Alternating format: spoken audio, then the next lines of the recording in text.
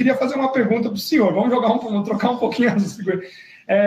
Porque todo mundo fala que isso aqui é teoria da conspiração, né? Quando a gente vai lendo esses documentos, por exemplo, climatologia e meio ambiente é um grande envelope, mas isso a gente sabe que tem vários outros.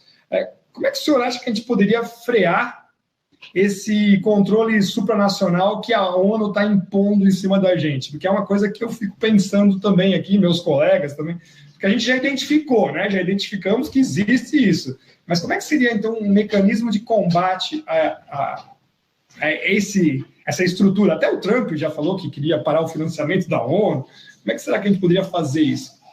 Bom, veja assim, primeiro a gente tem que saber o tamanho do inimigo, o tamanho do problema. Esses projetos globalistas, eles começaram a ser estudados há mais de 100 anos. Isso começa com o Cecil Rhodes, o fundador da Rhodesia. Ele pagou, então, bolsas de estudo para vários jovens intelectuais, promissores e começou a elaborar planos aí do governo global. A coisa veio se desenvolvendo, né? O número de intelectuais, cientistas que colaboraram com isso é um exército de gente, não acaba mais. Se você ver, por exemplo, a obra inteira do Arnold Toynbee, não é uma obra de historiografia pura e simples. Ela é um projeto de governo global, ela é um projeto de civilização global. O erro que o pessoal comete muito é imaginar que essas coisas são uma corrente política. Eu digo, elas não são uma corrente política. Elas são um projeto abrangente de civilização que engloba praticamente todas as correntes políticas. Então, não tem muito como você combater na base de pensar que, não, é republicano ou democrata, é esquerda ou direita. As coisas estão muito mais confusas do que isso. E esse projeto é muito mais ambicioso do que as pessoas imaginam, e as pessoas que estão empreendendo isso, elas não vão parar por nada deste mundo. Porque para elas, vamos dizer, um grupo de 200 grupos milionários, 200, não mais do que isso, tá? Para elas, as perspectivas são enormemente promissoras. Não só porque, do ponto de vista ideológico, publicitário, eles já conseguiram confundir a cabeça de todo mundo, mas porque a tecnologia trabalha a favor deles. Se você pensar bem, os projetos tecnológicos que estão em andamento agora, para citar só alguns. Primeiro, a total substituição do trabalho braçal humano por robôs. O fundador da Tesla, o presidente da Tesla, Elon Musk, tem falado muito sobre isso e advertido que isso é um perigo muito maior do que a bomba atômica da Coreia do Norte. E é mesmo.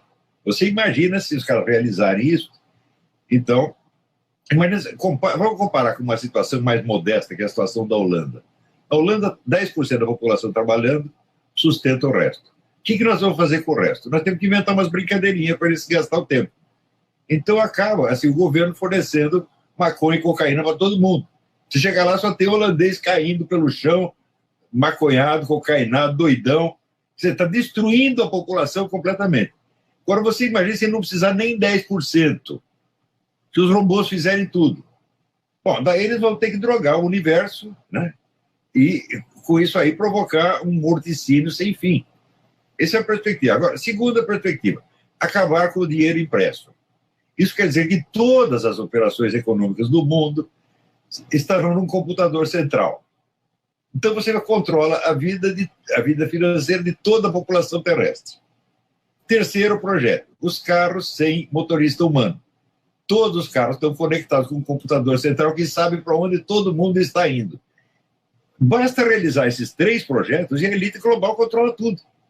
Que é o sonho do que já existe estudos sobre com o nome de sociedade administrada. É a sociedade, tudo está previsto, né? Não há improviso, não há criatividade fora dos círculos tecnológicos controlados por essa gente. Então, tudo está indo a favor deles. Mais ainda, tem o lado mais catastrófico da coisa. É que eles já vinham estudando isso também desde muito antes dos maio de 68, até foi em maio de 68 que a coisa explodiu. Que é a famosa destruição dos valores civilizacionais. Eles inventam, então, que a civilização do Ocidente é culpada de todos os males do mundo, né? Por exemplo, a escravidão.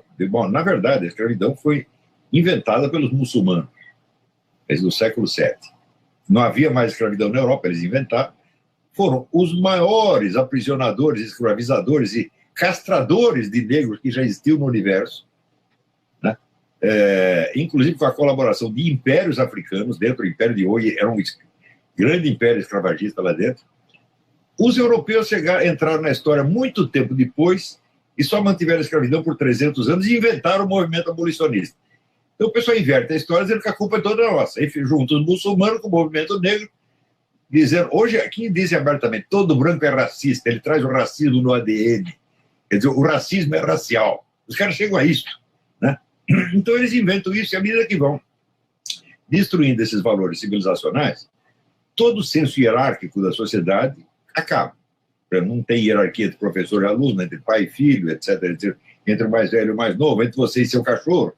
Nivela tudo. Mas tem uma hierarquia que não acaba, que é a hierarquia econômica. A ordem econômica se mantém intacta. Isso quer dizer que este pessoal globalista, essa classe dominante globalista, não terá freio cultural nenhum. Ela pode fazer o que quiser. Isso nunca aconteceu na história. Todas as classes dominantes sempre tinham um fator cultural, religioso, moral, que freava de alguma maneira as ambições deles. Os caras voltassem com a mão totalmente livre para fazer o que quiser. Então, e o pessoal militante, essa turma, por exemplo, do Black Lives Matter, esse pessoal dito esquerdista, eles estão todos trabalhando para a glória desses grandes capitalistas e nem sabem. Então já virou uma situação totalmente alucinatória. Eu acho que a primeira coisa que nós temos que fazer, o caminho para esclarecer isso, é dizer, olha, isto tudo é para a glória de 200 fortunas, meus filhos. Tá? O que está oprimindo você não é a família patriarcal, não é a religião cristã, não é o papai e a mamãe, tá certo? São os caras que são os donos materiais do planeta. Eles é que são o problema. Né? Então, a chamada nova esquerda, que surgiu a partir dos anos 60, para esses potentados, é uma delícia. É a melhor coisa que aconteceu na vida deles. Por que você acha que George Soros, Rockefeller, Fundação Ford, Zuckerberg, todo mundo está financiando esses movimentos de esquerda? Porque é bom para eles. Então você tem, a esquerda hoje é um bando de idiotas, mesmo, como nunca houve na história do mundo. Eles acreditam em toda essa besteira e nem sabem a quem que eles estão ajudando e a quem que estão prejudicando. Então, eu acho que é o próprio pessoal militante que tem que ser esclarecido. Então, olha, meu filho, você está sendo feito de trouxa. Né? Essas coisas que você está reclamando não são nem problemas. O problema é o que você vai ter depois. Que os caras estão aprontando para você. O interessante que o senhor falou Raquel Carson faz o Primavera Silenciosa e o pessoal usa aquilo como uma bíblia do ambientalismo e vai misturando o movimento esquerdista junto com o ambiental, e acho que dali nasce um cume nesse ponto, né? E eles também não entendem que, quando a gente fala sobre movimentos, né, o que menos se mexe é o ser humano. Você, para poder sair do teu país, tem uma burocracia gigantesca para te travar. Mercadorias eles já controlam, mas dinheiro é uma coisa que tem uma fluidez mundial incrível, né? Então, nesse sistema que não vai ter mais nem as notas, você vai ficar completamente dependente, inclusive, do Estado. O Estado vai falar uma hora assim, você não é partidário das minhas visões, ele simplesmente aperta um botão, acabou, a sua vida está congelada, né? Seu seguro de vida, tudo vai estar congelado. É assustador esse tipo esse movimento mecanicista em cima da economia, no controle dessas pessoas, né? Eu gostaria de fazer mais uma pergunta para o senhor aqui sobre esse assunto, né?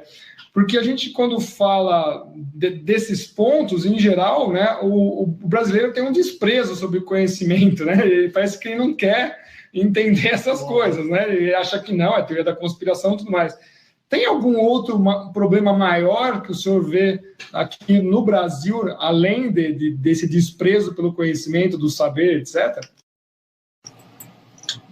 Bom, eu sempre que uso a expressão teoria da conspiração, eu digo assim, você lembra, o Foro de São Paulo também era teoria da conspiração minha, não era? E agora? Né? Então, eu falei, entre uma história da carochinha e uma teoria da conspiração, eu prefiro a teoria da conspiração, que tem pelo menos alguma chance de ser verdadeira, por remota que seja. Mas todas as teorias da conspiração devem ser averiguadas. Agora, você simplesmente carimbar e dizer a teoria da conspiração, isso aí e dá aquela risadinha de deboche, eu sempre digo, risadinha de deboche é argumento de puta, não vem não. Por risadinha de deboche você não vai derrubar nada que eu estou falando. Né? Agora, no Brasil, a situação é muito agravada, o brasileiro é muito indefeso com essas coisas. Eu observo, há mais de 30 anos, você não vê um projeto de lei chegar no Congresso que não tenha vindo de fora. Vem da ONU, vem da Organização Mundial da Saúde, vem da Organização Mundial do Comércio, vem do George Soros, vem do Rockefeller. Então, é uma total falta de iniciativa. O brasileiro, ele quer ser o rabo do cachorro. Ele pergunta para o cachorro, está na hora de balançar? Balança. Ele... Quer dizer, o brasileiro é um trouxa. E nós estamos perdendo oportunidade umas atrás das outras, por causa disso. Então, o problema brasileiro não é tanto o imperialismo econômico, quer dizer, intervenção estrangeira econômica. Não. É a diferença de QI, meu filho. Os estrangeiros têm muito mais QI, nós estamos muito atrás.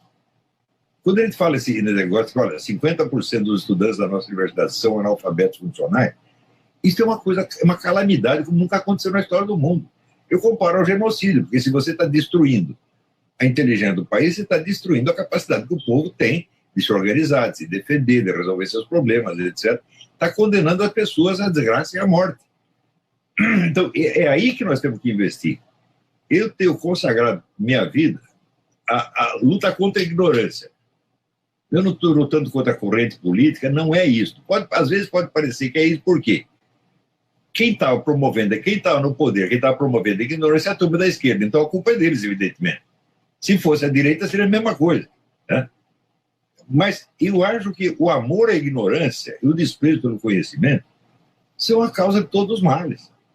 Né? Assim, a definição como é que você reconhece um canalha? O canalha despreza o conhecimento e não abdica do direito de ter opiniões. Quer dizer, eu não quero saber de nada, mas eu acho que... Uma vez, tem uma entrevista coletiva com um rapaz que era correspondente da Rede Globo em Nova York. E eles chamaram alguns colegas, na época que eu estava escrevendo para o Globo, chamaram alguns colegas do Globo para fazer pergunta para ele. E eu fiz uma pergunta, nem interessa sobre o quê, e ele disse o seguinte: eu nunca ouvi falar disso, mas acho que não tem o menor cabimento. Eu digo, isso é o retrato do Brasil. Né? Eu não entendo o negócio, não quero entender, mas eu acho que assim não dá, pô. Isso se tornou normal no Brasil. Esse negócio do Foro de São Paulo, eu lá com 2.000 páginas de documento, na declaração do próprio Lula, etc., falava para os caras, não, isso é teoria da conspiração. Por quê? Porque aquilo não combina com a visão habitual que o sujeito tem das coisas, com aquelas opiniões sedimentadas que ele adquiriu do nada, e que são o mundo dele. Então, isso é um bando de caipira, tá entendendo? Essa caipirice é o nosso problema. Isso aí é crônico no Brasil. Está documentado nos livros do Machado de Assis, do Leon Barreto. Então, o desprezo brasileiro pelo conhecimento não vem de hoje. Agora, a partir da hora que elegeram um sujeito chamado Lula, então isso foi a glória da ignorância. Né? Ele virou uma espécie de modelo. Está vendo? Para ser presidente da República não precisa saber porra nenhuma. Ele teve sucesso, então nós, tudo ignorantes, seremos também glorificados. Então, foi um tremendo mau exemplo. E não foi só o Lula, não, foi uma cambada de analfabeto que subiu. Né? O ministro da Educação, que escrevia cabeçalho em vez de cabeçalho, o intelectual do partido que escrevia Getúlio com LH, tudo isso subiu de uma vez. Quer dizer, a ignorância virou um mérito. Então, é o seguinte, o cara quer se ferrar, né? Ele está pedindo a fórmula de como se ferrar, e ele descobriu a fórmula infalível. Não saiba nada e tenha opinião sobre tudo. Pronto, descobriram. É isso que nós temos que destruir no Brasil, esse amor à ignorância. Esse sem dó nem piedade, tá entendendo? Daí o pessoal vem, não, mas... Né, sempre vem com essa conversa. Não, Deus oculta a verdade dos sábios e revela aos pequeninos. Eu digo, mas escuta, meu filho, o pequenino sou eu. Né? Não é isso aí. Esses são todos gente importante. São tudo catedráticos, seu doutor, senador, deputado. E eu é que sou apenas um rapaz latino-americano, o Zé Mané, que estudou. Né? E eles estão aplicando o negócio dos pequeninos à pessoa errada, achando que o pequenino é o Lula. Como se eu fosse um cara ricaço, nasci em berço de ouro, estudei em Heidelberg, não fiz nada. Né? Eu apenas li os livros e estou contando aí o que eu descobri. Professor, deixa eu aproveitar o gancho aqui, que então nessa carreira toda do senhor, como é que foi a dificuldade de trabalhar, né? A dificuldade intelectual de trabalhar com essa gente, né? Porque deve ser uma coisa muito incômoda, né? Eu, pelo menos, sinto isso, quando eu estou discutindo alguma coisa e as pessoas vêm com uns argumentos ridículos. Eu acho que o senhor deve ter passado poucas e boas, né? Será que o senhor pode comentar alguma dessas com a gente também? Pô, aí eu tinha uma vantagem em cima de você. Você tem um emprego. Eu não tenho nenhum. Então, se os sujeito não têm emprego, eles não têm por onde pegá-lo. O que eles vão fazer? Vão falar mal? Você fala mal de mim, eu falo mal de você. Né? Eu tenho a coleção aqui dos escritos do anti-olavismo. Dá umas 40 mil páginas, mas só besteira, só bobagem, coisa de criança. Né? Então, isso aí, eu penso sempre assim, como dizia Aristóteles, a palavra cão não morde. O que os caras vão poder fazer realmente contra mim? Tirar meu emprego? Mas eu não tenho nenhum. Mas vão levar os meus bens? Eu não os tenho. Não há nada que fazer. Pode me matar, sim, mas agora não adianta mais. Não matou em tempo, agora já dançou. Agora já falei um monte de coisa, está tudo documentado. Então, no fim, assim, eu dou risada dessa gente. Eu falo, nós entramos nessa briga, é o seguinte, você vai perder, eu vou ganhar. Quando, assim, o pessoal me boicotou no Globo e tirou do Globo, ele disse, vocês querem brigar comigo? Eu vou ganhar, vocês vão perder. Depois de sair do Globo, minha audiência aumentou, que foi um negócio extraordinário. Quer dizer, foi vantagem. Graças a Deus, eles me tiraram do Globo, porque no Globo eu estava ocupado, não podia fazer as minhas coisas. Pô, agora eu vou fazer do meu jeito. Daí fundei o curso, né, apareceu, tiveram até 100 alunos, apareceram 5 mil, e assim foi. Então, eu não posso dizer que eu sofri, né? Os caras falaram coisas horríveis a meu respeito, isso circula até hoje. Né? Mas e daí? Estão só falando, e ninguém presta atenção no que eles estão falando, por quê? Porque é tudo besteira. Besteira você pode se interessar, fofoquinha, você se interessa um dia, 2, 3, depois acaba. Enquanto isso, o Olavo estava falando coisa interessante, coisa valiosa, coisa importante, coisa útil, os caras continuam prestando atenção em mim. Então, a minha norma é qualquer briga, quem durar mais ganha. Isso aqui é luta de boxe. Quem ganhou? Aquele que continua de pé. O que está no chão perdeu. Então o negócio é continuar. Daí é o meu lema. Sabe quando nós vamos parar? Nunca. Então, ninguém aguenta. Se eu ver os caras que falavam mal de mim 20 anos atrás, já desistiram. Eles já desistiram e eu continuei. E nós vamos continuar sempre. Você também, você não vai parar. Eles têm que parar porque eles inventam uma historinha e depois nem eles lembram mais da historinha. Rapaz, nós estamos lá dos fatos, nós não precisamos ficar repensando os fatos. Os fatos se impõem a nós. Então, na verdade, nosso serviço é até mais fácil. A gente só tem que dizer o que está vendo. E aí eles têm que dizer o que inventaram. Né? O nego que inventou a mentira, depois ele tem que inventar outro para justificar aquela. O negócio é muito complicado. E nós estamos operando no mais simples. Então, no fim das contas, digo, quer saber? Nós sempre vamos acabar ganhando. Agora, uma coisa é ganhar na esfera, vamos dizer, da sociedade brasileira, essa coisa toda, e quebrar a hegemonia intelectual dessa gente. Isso é um negócio. Outra coisa é enfrentar a nova ordem global. Aí precisa mais gente, pô. Nós não vamos poder fazer isso sozinhos. E eu vejo que, em geral, até aqui nos Estados Unidos, os formadores de opinião, etc., eles estão despreparados para isso. Eles não têm a retaguarda inteira. Eles ainda pensam muito em termos de conservadores e progressistas. Eu digo, mas metade dos conservadores trabalha para a nova ordem mundial também. Às vezes não sabem. Né? Outro dia eu estava, semana passada, dei uma aula sobre as fontes dessa ideologia multiculturalista, etc, etc. O pessoal pensa que é tudo coisa da esquerda. Eu falo, não.